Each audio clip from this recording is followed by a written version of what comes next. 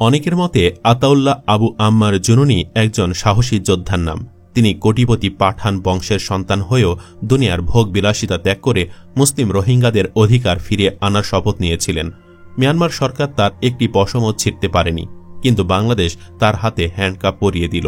যদিও সরকারের পক্ষ থেকে বলা হচ্ছে রোহিঙ্গা নেতা মহিবুল্লাহকে শেষ করে দেওয়ার পেছনে দায়ী আতাউল্লাহ, যে মহিবুল্লাহ রোহিঙ্গাদের মিয়ানমারে ফেরানোর জন্য অক্লান্ত পরিশ্রম করে যাচ্ছিলেন। প্রশ্ন হচ্ছে, আসলে কি আতাউল্লাহ আবু আম্মার জুনুনি দোষী নাকি? তাকে গ্রেফতার করে সরকার কি উচিত কাজ করেছে, নাকি এই সরকার কারো উস্কানিতে পা দিয়ে আতাউল্লাহকে গ্রেফতার করে ভুল করল? আতাউল্লাহ অনেকের কাছে এত জনপ্রিয় বা কেন? এসব অতি গুরুত্বপূর্ণ বিষয়ে আলোচনা করব আমাদের এই ভিডিওতে। বিস্তারিত জানতে ভিডিওটি না টেনে শেষ পর্যন্ত দেখতে থাকুন। প্রথমে বাংলাদেশ সরকারের দৃষ্টিভঙ্গি সম্পর্কে কিছু কথা বলবো, কেন তাকে গ্রেফতার করা হলো সে বিষয়ে। এরপর কথা বলবো আতাউল্লাহকে গ্রেফতার করা আসলে ঠিক নাকি ভুল।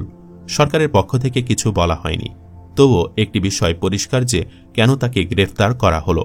মনে করা হচ্ছে 2021 সালের 29 সেপ্টেম্বর কক্সবাজারের কুতুপালং রোহিঙ্গা ক্যাম্পে নিহত হন আরশাক Rohingya society for peace and human রাইটসের চেয়ারম্যান মহিবুল্লাহ। মহিবুল্লাহ ছিলেন রোহিঙ্গাদের জন্য সবচেয়ে ভাইটাল ভয়েস।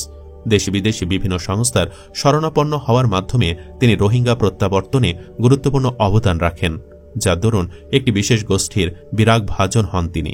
মহিবুল্লাহর ভাই দাবি করেছিলেন তার ভাইকে শেষ করে দেওয়ার পেছনে আতাউল্লাহর হাতে গড়ে ওঠা আরশা বাহিনীর সম্পৃক্ততা থাকতে পারে।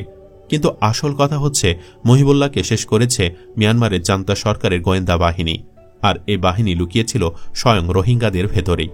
সামান্য চিন্তা করলে বোঝা যায় আতাউল্লাহ এবং মহিবুল্লাহ দুই নেতার লক্ষ্য ছিল একটাই, তারা দুজনই চান রোহিঙ্গাদের নিজের দেশে ফেরাতে। সুতরাং মহিবুল্লাহকে শেষ করে দেওয়ার কোনো কারণই ছিল না। এবার আসি দ্বিতীয় পয়েন্টে।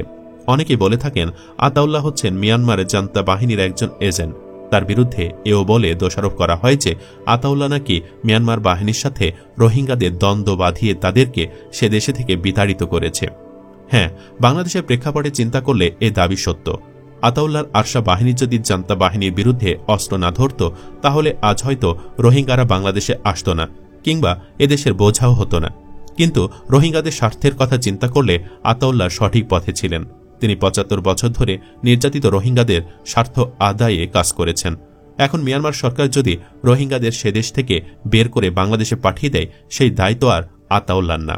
এখানে আরেকটি কথা না বললেই নয়, রোহিঙ্গারা এদেশে প্রবেশ করতে পারত না। হয়তো রাখাইন রাজ্যেই তাদেরকে নিশ্চিহ্ন করে ফেলা হতো যদি না হাসিনা সরকার তাদেরকে এদেশে প্রবেশের অনুমতি দিত। বাংলাদেশে রোহিঙ্গাদের আসার জন্য যদি কাউকে দোষ দিতে হয়, তাহলে সেটি আতাউল্লাহকে না দিয়ে বরং হাসিনাকে দেওয়া উচিত। কারণ নোবেল প্রাইজের আশাতেই তো তিনি রোহিঙ্গাদের এদেশে ডেকে আনেন।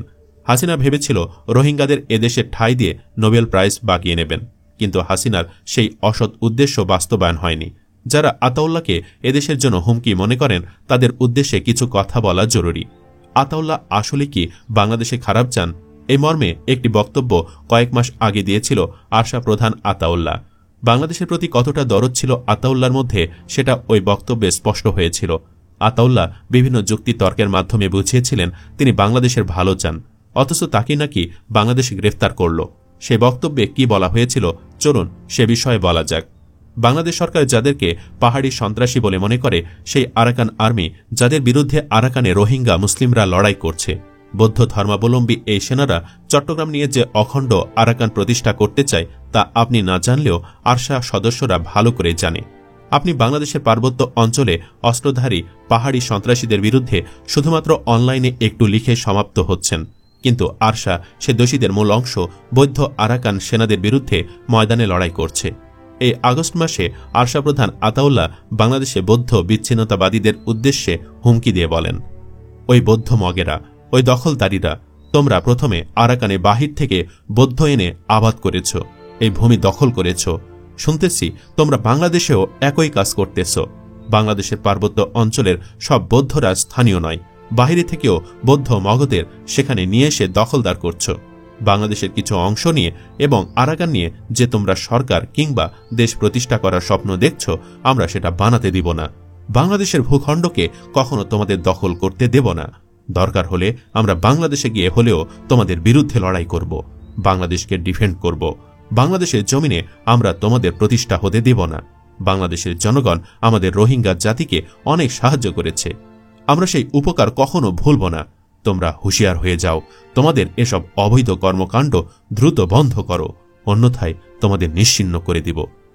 আতাউল্লাহ জুনুনি আরও বলেন, আমি আশা করছি আমাদের রোহিঙ্গা ভাইয়েরা দ্রুত আরাকানের জমিতে চলে আসবেন।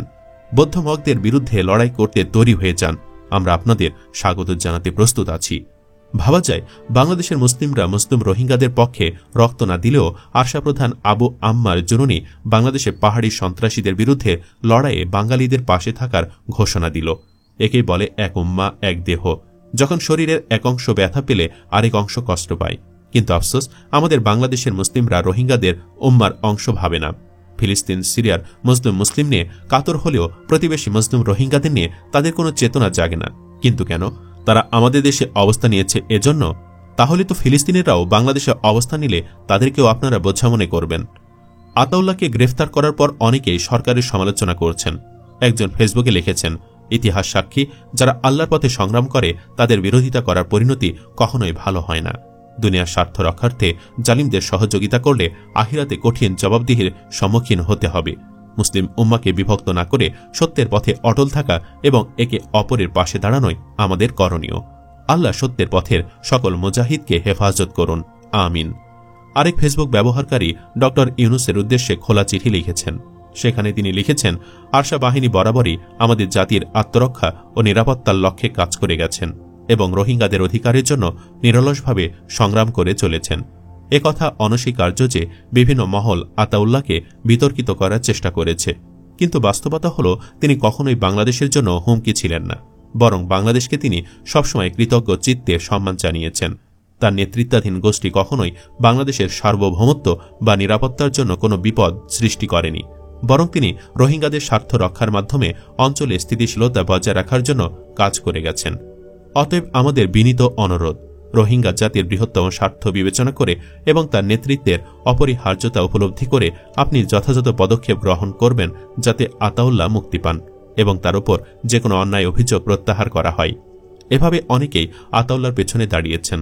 উল্লেখ্য, অনেকে মনে করছেন আতাউল্লাহ জুনুনি মূলত সেদিনই ধরা খেয়েছে যেদিন যমুনা টিভিতে ভিডিও সাক্ষাৎকার দিয়েছিল। মুরব্বীরা নিষেধ করার পরও সে এই কাজটি করেছিল। অবশ্য পরে ভুল স্বীকার করে দুঃখ প্রকাশ করেছিল, কিন্তু ওই ক্যামেরার সামনে আসাটাই আজ তার জন্য কাল হয়ে দাঁড়িয়েছে।